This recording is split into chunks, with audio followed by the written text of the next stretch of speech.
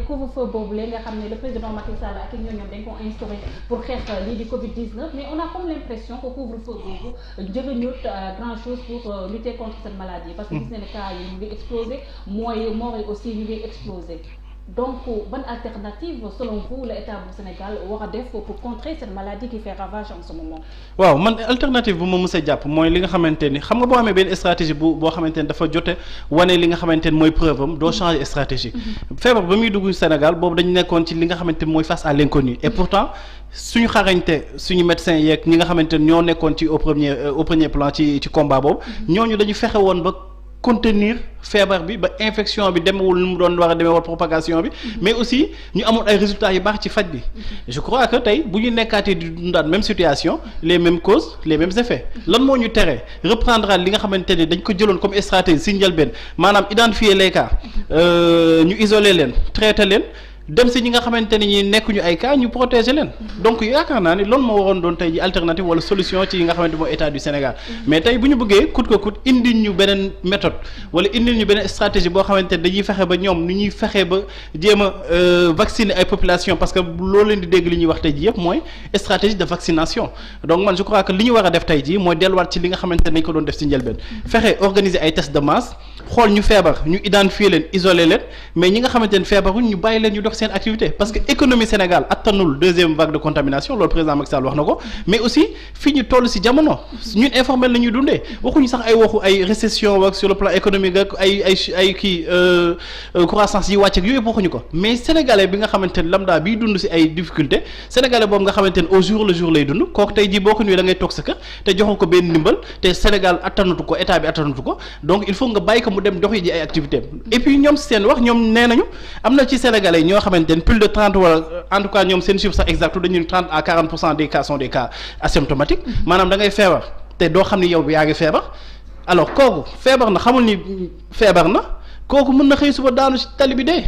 kooku mën na wàll ñaata personne donc le mieux pour man mooy ñu jéem a fexe ba ñi nga xamante ni dañu feebar ñu jéem leen isolé traité leen mais ñeneen ñi nga xamante ne feebaruñu ñu jox leen ay masques ñu continuer dox seen ay activités. mais Pape Matar sànq yaa ngi wax ne le président de la République mu ngi doon xam ne deuxième vague bu ñëwee fii au niveau du Sénégal Sénégal amul koom pour faire face à cette deuxième vague ñu gis ne feebar bi ba mu duggee le 2 janvier suñu 2 mars suñu réew le président Macky Sall ak i njëñoon dañoo jël benn plan de résilience boo xam ne wala sa force Covid-19 def si ko ay koppar bu bëri donc est-ce que tey mënuñoo wax ne le président Macky Sall ak i njëñoom ils sont finalement rattrapés par leurs propres erreurs. mais effectivement parce que bon bien que ni ñëpp dañu rafetlu woon li nga xamante ne mooy force Covid bi parce que aussi bu ñu la nuyee par exemple dañuy wàññi sa temps de production foog ñu dimbali la parce que ku wàññi sa temps de production wàññi sa production mais wàññi aussi sa rentabilité. mais l'urgence était ailleurs quand même. waaw l'urgence était ailleurs mais aussi xam nga période boobu dañuy ne woon par exemple ñi nga xamante ne mooy marché dañuy wàññi seen heure ubbeeg seen kii am na yenn jours yoo xam ne sax dañ ko doon commencé tëj yi nga xamante ne mooy commerce non essentiel donc ku jël yenn décisions yi ak yenn mbir yi foog ànd ak ay mesures d'accompagnement donc alal bu ñu jëloon def ko ci askan bi bu nekkee yegg na ci askan bi loolu lu baax la maintenant rattrapé par des erreurs mais d'accord parce que ba ñuy dem di defar bâtiment bi ñu def ci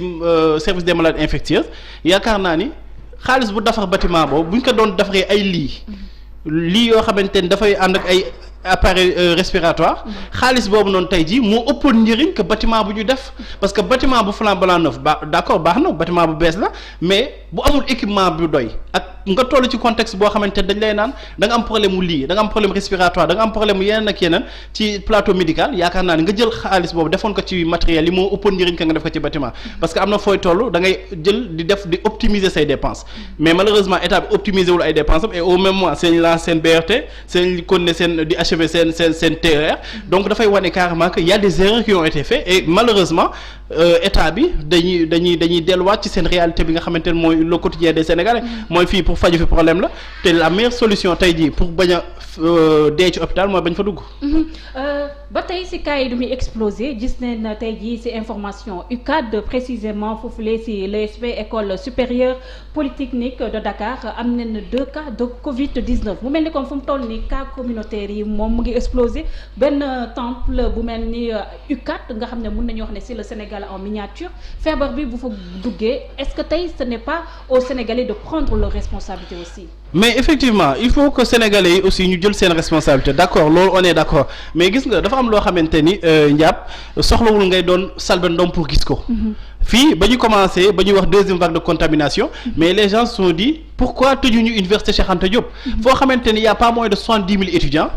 foofu yaakaar naa ne li fay daje ci mbooloo loolu rek tey ji waroon na tax ba bu ñuy jël ay mesures de restriction bu ñuy naan tey pamartar bu nekkee li ngay dox du farata toogal sa kër bu ñuy naan dañuy wàññi li nga xamante ne mooy lim bi dugg ci car yeeg ci bus yi bu ñuy naan dañuy wàññi li nga xamante ne mooy déplacement mais waroon nañu fexe aussi en amont ñu tëj bërëb yi nga xamante ne yu mel ni université la parce que université président Macky Sall fa la jàngee xam na réalité bi foo xamante ni tey ji nit ñi dañuy cohabiter dans une promiscuité absolue nga teg ci ni même bu ñuy dem toilette dañuy rang donc situation boobu et puis dañuy utiliser ay toilettes communes situation boo xamante ne nañ la virus bi am na ñu ko yor te xamuñu ni sax yor nañu virus bi donc ñooñu bu ñu nekkee di dund en harmonie comme ni ñu ko doon tàmm di dundee boo leen joxee ñu raxsu d'accord raxsu nañu jeex na mais bu ñu demaatee nekkat en contact permanent raxsu boobu dootul amati njëriñ donc effectivement état du Sénégal waroon na mën a jël les devants parce que bañ ko nuwee ba mu nuwee dafay defaat ay mesures de restriction par rapport ak deuxième vague de contamination ñu bëri dañ ko ni fexeel ba nga commencé ci université parce que li ngay bañ peut-être ci Touba di ko bañ fële ci Tivaouane di ko bañ ci kër yi ci ngénte yi parce que ngénte bi rassemblé 70 000 personnes man gisuma ko fenn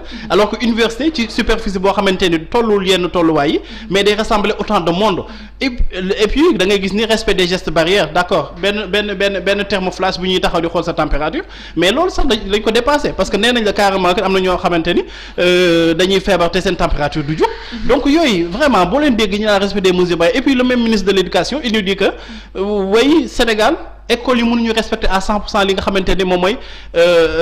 protocole sanitaire bi et pourtant amul lenn lu ñu jot a def di initiative jëm ci école wala ci université tey jii rek dégg naa ñu ne ma SAPS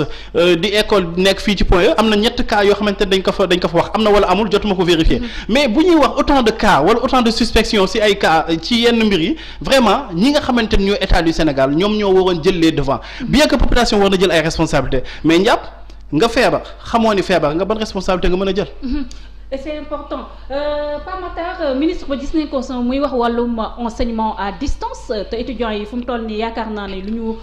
dund daaw par rapport ak Covid-19 wàllum tëj université nekkul loo xam ne moom c'est envisageable mais est-ce que tey jii nii ak suñu système éducatif bi lu mu tëddee ak tamit wàllum absence de numérisation bi nga xam ne nemmeeku ne ko un peu partout ci université yi nekk dak Sénégal wala sax ci wàllum dëkki ñu suñu réew est-ce que enseignement à distance boobu dina nekk loo xam ne c'est faisable aussi. waaw mais xam nga gars yi dañu bëri caaxaan quoi parfois dañuy fàtte seen réalité man dëkk boo xamante ni nee nañ la 52% ñoo am électricité maanaam 48% presque suñu moitié population nekkuñu ñi nga xamante ni dañu am courant bi ñuy toog fii di taal di wax ci rajo yeeg ci télé yi am na ñoo xamante ni gisuñu ko sax ba koy am léegi ñooñu nanga leen daf leen da nga leen exclure ci sa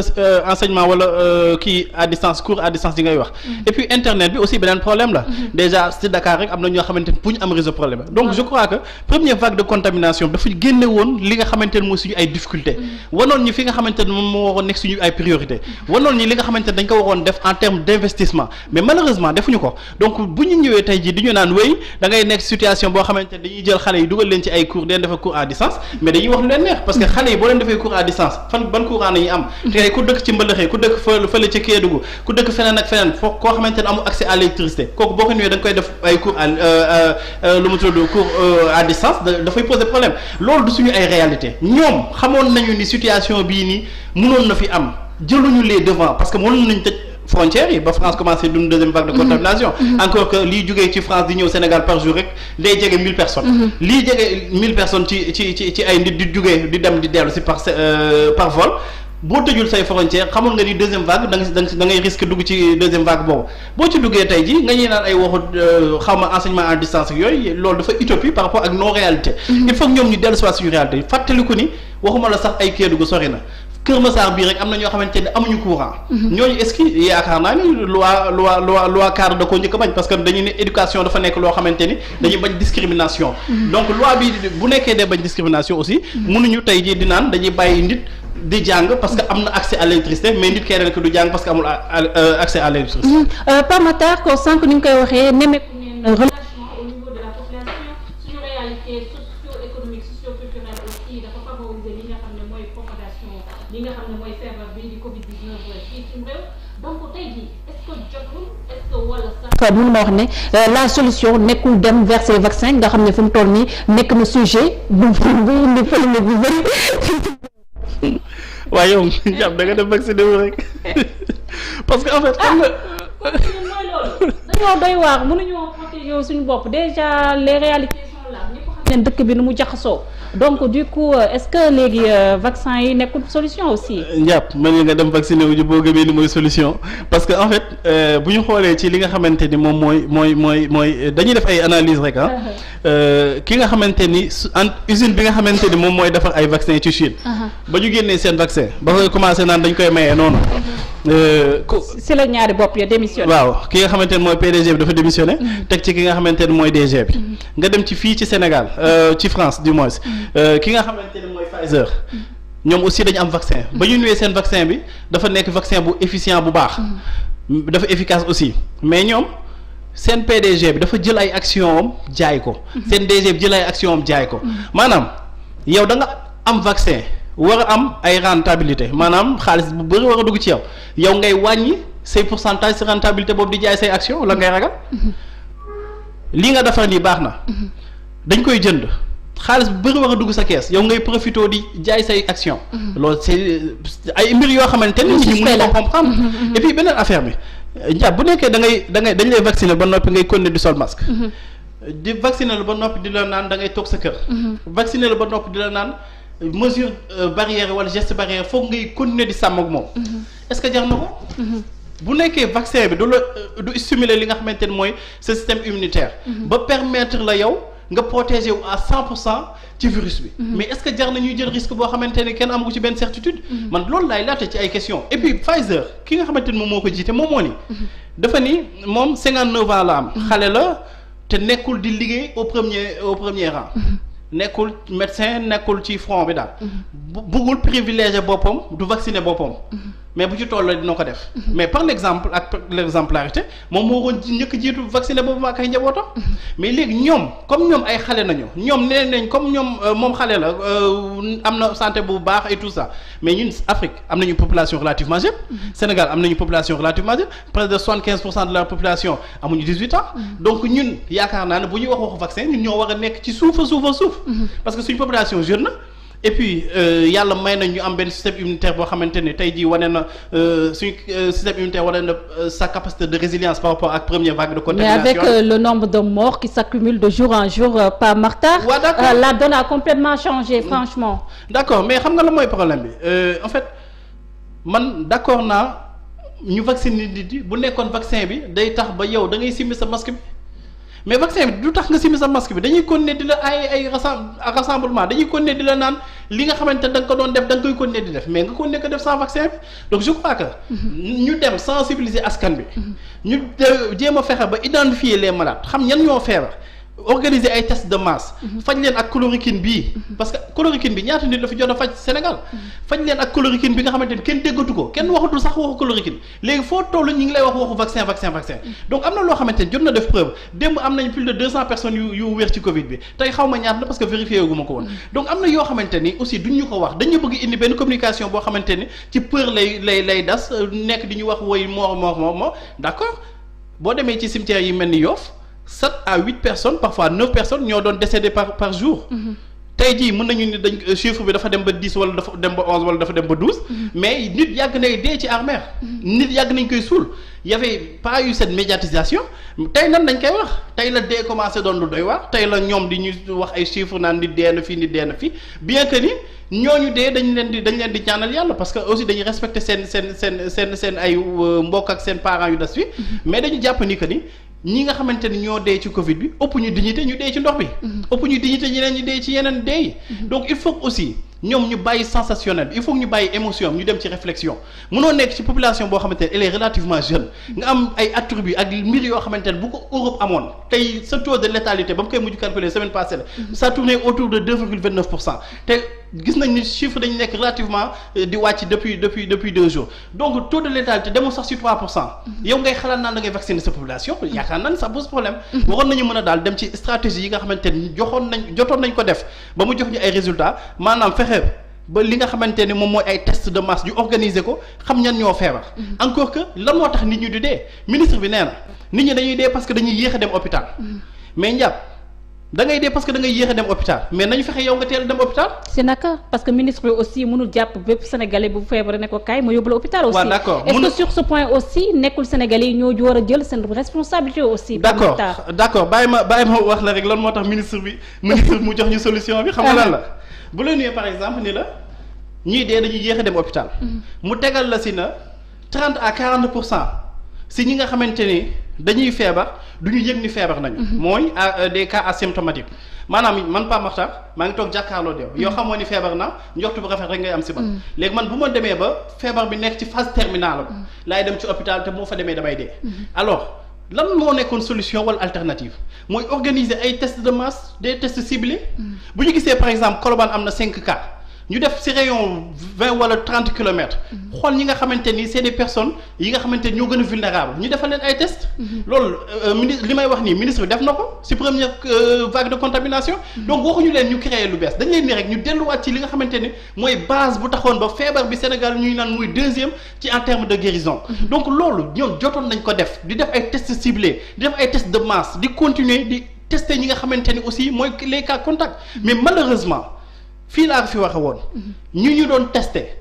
c'était que les voyageurs ak ñu tuddee entre guillemets les cas suspects. cas suspect nag mooy tant que deewoo ba ñu tëddal la ci lalo ci morgue ba ñu si nañ lay doogay testé xool na nga kii Covid moo ko wala Covid rek donc je crois que bu ñu continué waatee di testé waat les cas contacts di jëlaat nit ñi aussi di leen isolé